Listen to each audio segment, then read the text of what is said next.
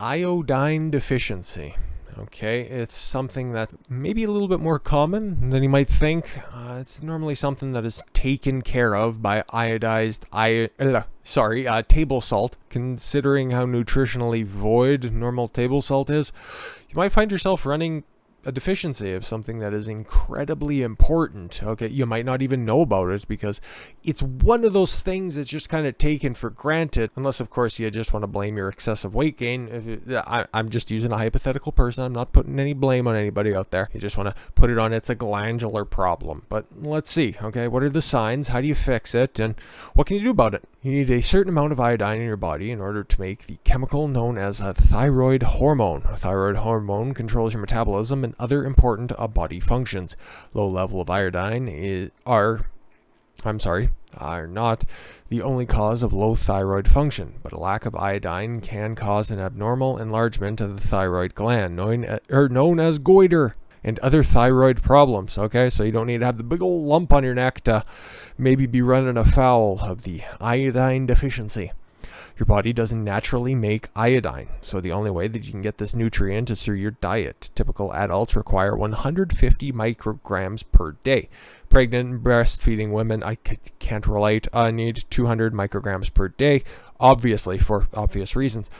Iodine is found in many types of foods. It's most concentrated in foods like fish, eggs, nuts, meat, bread, dairy products, seaweed, iodized table salt. Cool. I wouldn't want to eat half of that stuff. Iodine deficiency affects about 2 billion people worldwide. There's only 7 right now, so there's a good chance you're probably a little bit deficient in it. It's the most common in developing countries, or aspiring developing countries like Canada, where people may lack access to enough healthy food.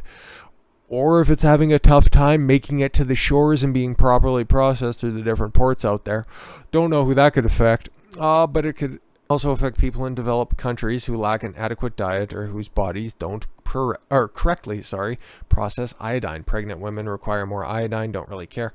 What are the signs of iodine deficiency? Signs and symptoms could include swelling of the thyroid glands in the neck. Obviously, this can cause a visible lump called a goiter to form on your neck. But you know what? Hey, it's awfully convenient if you do a lot of talking on the phone. Then you can just kind of rest it there between there and your earlobe, and it's just, a lot more convenient because then you can just go about the rest of your day. Anyways, low levels of thyroid hormones. Okay, hypothyroidism typically causes symptoms that can include. This is if you are running an iodine deficiency. Obviously, fatigue. A lot of different nutrient deficiencies cause fatigue. So if you're feeling a little bit sluggish lately, you don't necessarily need to chalk it up to an iodine deficiency. Okay, increased sensitivity to cold, not a cold, the cold temperature. Constipation, all right. Dry skin, weight gain, puffy face, muscle weakness, elevated blood cholesterol levels, not something you could easily figure out. Pain or stiffness in muscles and joints, slowed heart rate, thinning hair, depression, poor memory, a heavier than normal period in menstruating women. Okay, you've talked about pregnant women, menstruating women. I think we got all the bases covered. Ladies, get your iodine in, apparently. Or get something else in, and just still get all your iodine. Infidence, that's a new one. Infidels, yes. Hypothyroidism is likely to cause symptoms like frequent choking. Nope. Large tongue. Double nope. Puffy face, constipation, poor muscle tone, extreme sleepiness. Yeah, but what about overall cognitive issues? Because I don't care about children and teens. Nobody of that age group watches the channel. And if you come across this video, just go and look at the adult stuff. That's a little bit more appropriate for everybody. Cognitive issues. Symptoms can include low IQ. You feeling stupider lately? Fair enough. Trouble learning. You feeling like super stupid? Mental disabilities, but I repeat myself, iodine deficiency disorders and complications. All right, if left untreated, iodine deficiency can lead to severe hypothyroidism. Complications may include Heart disease and related disorders such as an enlarged heart and heart failure. Well, if you'd like an enlarged heart, I've got a pretty easy solution for you. Mental health issues such as depression and cognitive impairment.